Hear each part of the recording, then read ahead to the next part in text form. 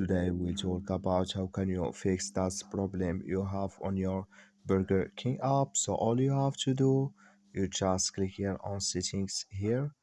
So then it's going to take you to this list and you go down here. Then you click here on apps.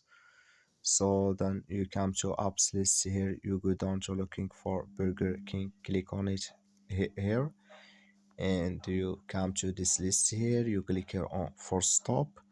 Then you click here on OK. So then you go down, you click here on storage and you come to storage list here. You click here on clear cache. Then you go to your Play Store. So you click here on your Play Store here. Then you search for Burger King. It's going to show for you like this.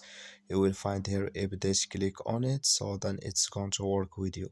That's all you have to do. I wish you a great. Thank you for watching. Don't forget to support us by liking and subscribe.